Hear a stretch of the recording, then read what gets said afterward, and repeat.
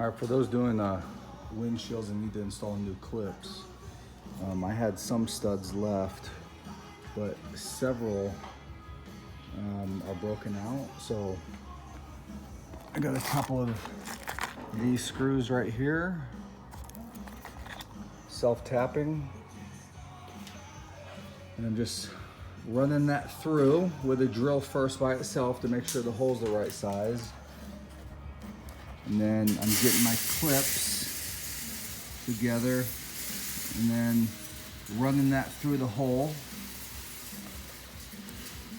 okay, while pushing down on it so the clip isn't spinning when I'm running the screw down, okay?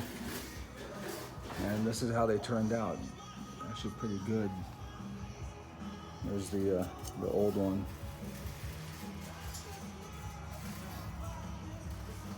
Okay, and I think there's about 20 or so we gotta put in. Okay, so I'm almost done here.